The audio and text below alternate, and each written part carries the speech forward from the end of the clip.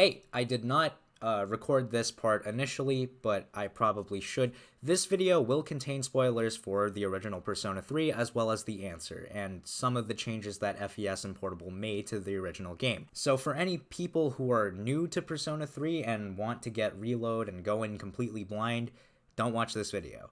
Okay, so it was announced moderately recently that Persona 3 is getting a remake by the name of Persona 3 Reload, and in response to this announcement, I was very afraid, and there were two big reasons for that. One being that I just didn't like the art style. Now, I know that sounds shallow, but hear me out on this. Firstly, it looks a lot like Persona 5, which I'm not saying Persona 5 looks bad or anything. It's a very impressive looking game. I just think there's something really shady about basically retroactively changing this game's identity in order for it to fit in more with one of Atlus's most successful properties. Like, the point of a remake is to celebrate a game's identity, and a big part of preserving that is using an appropriate art style. I also just don't think that the art style fits with the story, tone, and atmosphere of Persona 3. Granted though, this is highly speculative, and I don't know how the animated cutscenes will look or if it will carry enough of that oppressive and creepy atmosphere that the original game had in spades. But based on some screenshots, I'm not too optimistic about it. And the other reason I was not pleased with the idea of this remake is that I assumed Atlus would include all of the content from FES and Portable, and if they did that in the definitive and most modern version of the game, a lot of people would come to recognize things like Chidori's revival, the FemC, and Shinjiro staying alive, and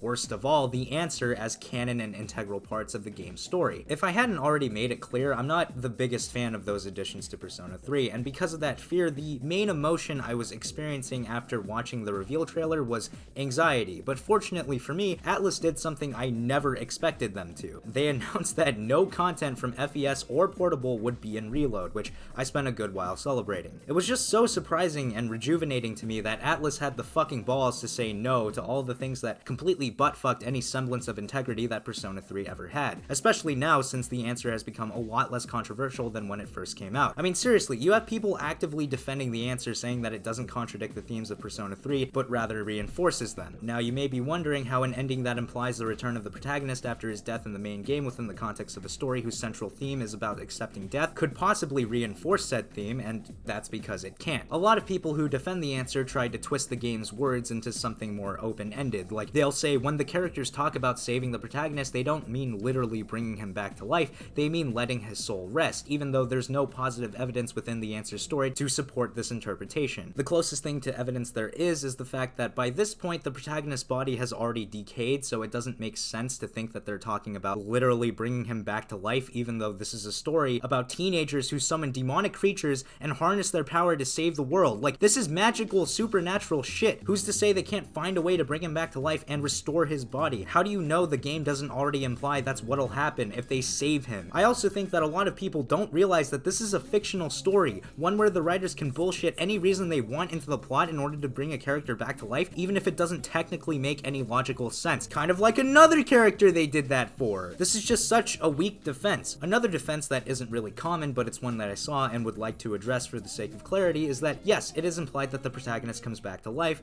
but that's not what happens, and it should be obvious why this is a terrible defense, but okay.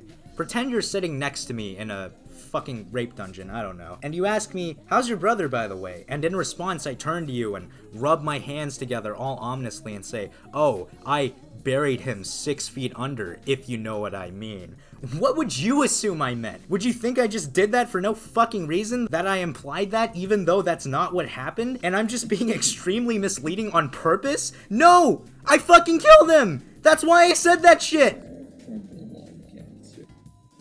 Okay, let's just grant that argument its premise. Let's say that even though it's implied the protagonist will come back, that never happens. That still contradicts the themes of the original game. Persona 3's ending is beautiful. It's sad, but it's ultimately a hopeful and optimistic ending. And that's because the final scene of the game is about Aigis learning to accept death and understanding that death is a natural part of life, that it's part of what makes life meaningful and what makes us even human. But the ending to the answer is different. It's optimistic for the complete opposite reason. The reason why this ending is so hopeful is because the characters are now searching for a way to actively defy death. And that, no matter how you try to spin it, is a direct contradiction. Like, this isn't even a matter of what I think is more meaningful or healthier. I mean, if it was, I doubt anybody would try and argue that teaching people that death can possibly be overcome if you never give up is a good message. This is about how effectively the story of this game conveys the themes that it's trying to, and in the case of the answer, it doesn't. I'm sorry. And I don't think I need to go into why Chidori reviving or Shinji staying alive is a bad thing. I'm sure anyone can put together why that is just terrible writing, but just for shits and giggles, I'm gonna play a clip containing what Persona 3, the game itself, has to say about that.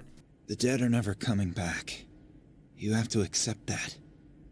Accepting the inevitable. Something that Persona fans are unable to do. In other news, the entire English cast of Persona 3 will be changed, and I'm not exactly happy about that. It just seems like a decision made for the sake of covering up their real reasons for replacing one specific voice actor, but it's just a fucking load of barnacles. Persona 3's dub was good, and the new actors are gonna have a hard time following up the original cast. But I've decided to be positive about it because of Atlus's really random decision to exclude content that I do not like. Unless they decide to make an updated version of this game called Persona 3 Reloaded, but this time with an extra bullet, and that includes all the crap I just shit on, then that would be bad. That's all, and I'll be going now.